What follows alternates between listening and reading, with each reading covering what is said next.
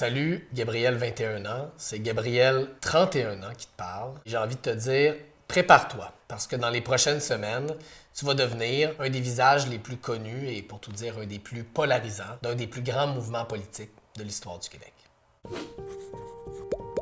Quand tu as commencé à t'impliquer dans le mouvement étudiant, tu avais plein d'énergie. Tu vas donc te présenter pour être responsable des communications de ton association étudiante. Et à ce moment-là, tu te doutes pas une seule seconde qu'il va y avoir un mouvement aussi important au printemps 2012.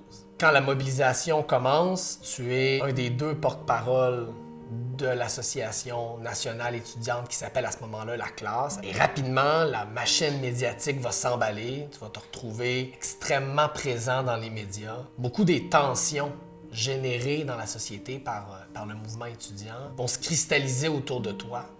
Et tu vas te rendre compte progressivement que tu deviens une personne qui est très polarisante. Des gens qui vont beaucoup t'aimer. Il y a aussi beaucoup de gens qui vont profondément te détester. Puis ça va te marquer pour plusieurs années. Malgré ton jeune âge, tu es déjà un jeune homme très prudent. Et autour de toi, quand le mouvement va commencer à prendre de l'ampleur, les gens vont être très excités, vont avoir des idées de grandeur. Et toi, tu vas être toujours le plus pessimiste de la gang. Tu vas toujours être en train de dire « Attendez, c'est pas sûr ». Puis ça va te prendre un bon mois et demi, sinon 2 mois, avant vraiment de réaliser. Puis avant de prendre la mesure d'à quel point ta génération est en train de faire quelque chose de magnifique. Tranquillement, plus le printemps avance, plus tu vas réaliser qu'en fait, de l'autre côté de la table de discussion, il n'y en a pas de volonté de vous écouter, il n'y en a pas de volonté d'arriver à une entente. Ça va rester bloqué comme ça pendant très longtemps. Le fait que vous soyez jeune, puis que vous refusiez d'arrêter de vous mobiliser comme ça va choquer des gens.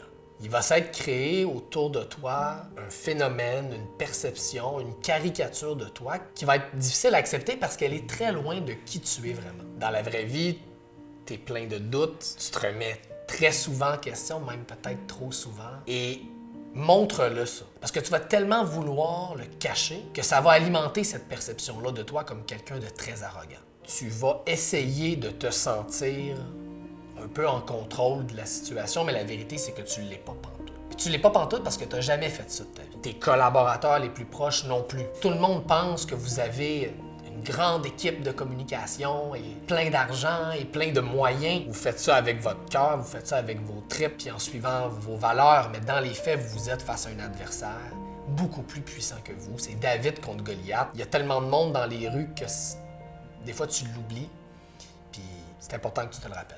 Dans les prochaines semaines, le mouvement étudiant va se transformer en mouvement citoyen. Vous allez encore parler d'éducation, bien sûr, mais vous allez aussi vous mettre à parler d'environnement, de lutte à la corruption, de l'importance des services publics, de l'avenir du Québec, du modèle québécois. Mais ce qui va marquer encore plus les gens, puis ce dont on va te parler 10 ans, puis sans doute 15 ans plus tard, c'est d'à quel point ce printemps-là va être un moment où les gens vont se permettre d'imaginer le Québec autrement. Puis ça va marquer les choses encore, puis les gens encore plus profondément. C'est la preuve que vous êtes capable de parler à d'autres personnes que juste les gens de ta génération.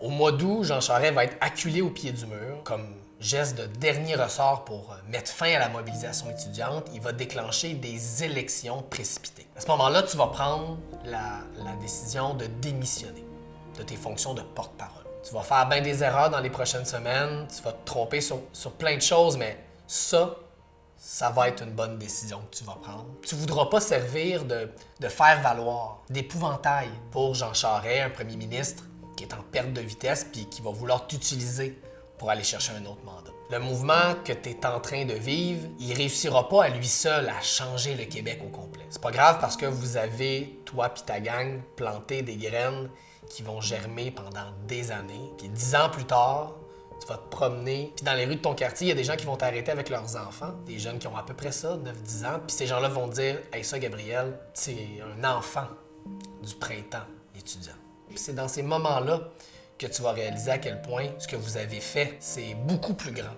que juste la question des frais de scolarité.